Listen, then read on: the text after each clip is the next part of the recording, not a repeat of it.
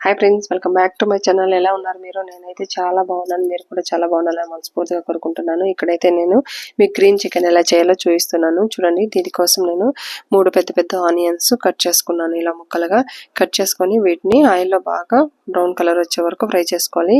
ఇప్పుడైతే మిక్సీకి ఒక పిడికెడంతా పుదీనా తీసుకోవాలండి, ఎందుకంటే టేస్ట్ బాగుంటుంది.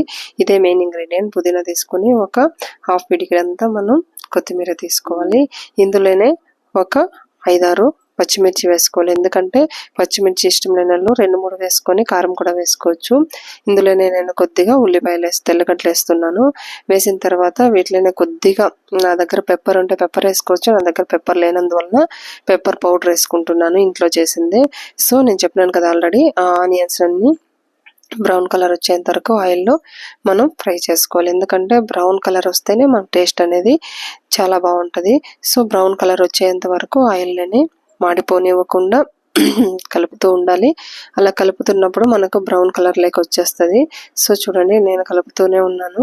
ఈ రోజైతే సండే కాబట్టి నేను ఫిష్ సాంబార్ చేశాను, ఫిష్ ఫ్రై చేశాను. ఫిష్ ఫ్రై ఆల్రెడీ నేను అప్లోడ్ చేశాను. ఈ 3 చేసుకుంటూనే ఈ చికెన్ కూడా చేశాను.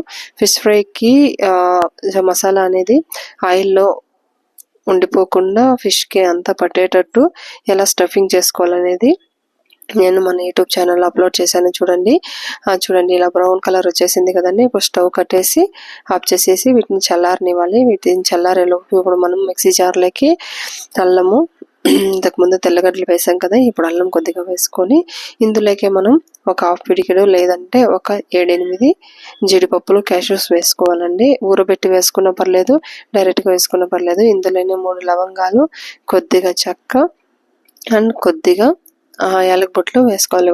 ఒకటి వేసుకుంటే సరిపోతుంది. అలా మీరు ఈ ఇంగ్రీడియంట్ వేయకపోయినా బాగుంటుందండి. ఈ చెక్క లవంగం చూడండి, నేను అనానస్ పువ్వు కూడా వేసుకుంటున్నాను.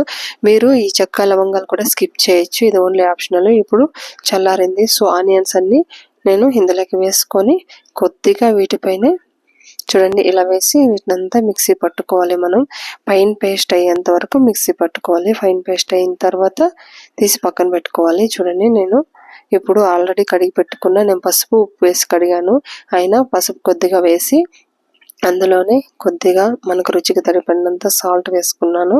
కొద్దిగా వేసుకున్నాను ఎందుకంటే వేసేటప్పుడు ఉప్పు వేద్దామని. ఇందులోనే కొద్దిగా ధనియా పౌడర్ వేసాను, ఒక హాఫ్ టీ స్పూన్ వేస్తే సరిపోతుంది.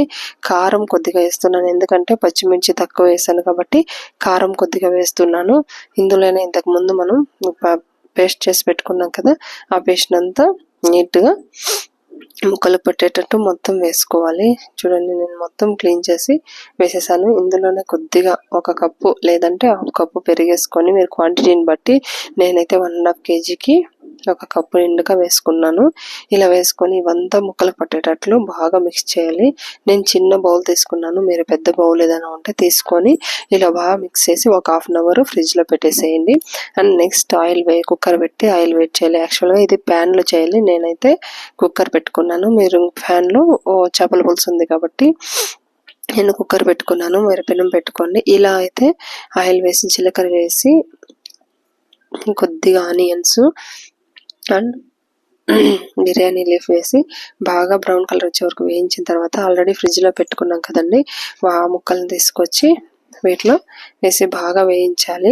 ఇలా వేయించి ఆయిల్ పైకి తేలే వరకు ఉండాలి. నేను ఈ వీడియో తీయడం మర్చిపోయాను కంప్లీట్ అయిన తర్వాత, సో నేను ఇక్కడ పెడుతున్నట్లేదు. సో ఇక్కడంతా బాగా మిక్స్ చేయాలండి, ముక్కలంతా బాగా పట్టేటట్టు మిక్స్ చేయాలి. వీటిలోనే నీళ్ళు ఊరుతుంది కాబట్టి వీటికి ఎక్స్ట్రా వాటర్ ఏం అవసరం లేదు. నాకు కారం కొద్దిగా తక్కువ అనిపించింది కాబట్టి నేను లాస్ట్లో కొద్దిగా కారం యాడ్ చేసుకున్నాను. నేను ఉడికిన తర్వాత ఎలా ఉంది అనేది నేను ఇక్కడ వేయలేదు కాబట్టి మీరు చూసుకోండి. బాగా వేయించాలి, ఇలానే మనం మూత పెట్టేసి వేయించకూడదు. ఇలానే బాగా వేయించి ఆయిల్ అంతా పైకి వచ్చే వరకు బాగా వేయించి తర్వాత పక్కకు తీసుకొని వేస్తే మనకు రెడీ అయిపోతుంది.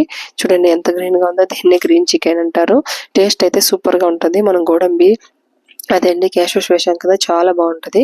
ఆల్రెడీ చెప్పే కారం సరిపోయినందువల్ల కొద్దిగా కారం వేసానని. సో ఇలా వేసుకొని సిమ్లో కానీ లేదా హైలో కానీ బాగా ప్యాన్లో ఉడికించుకొని ఎలా ఉందనేది కమెంట్ సెక్షన్లో కమెంట్ చేయండి. బాయ్.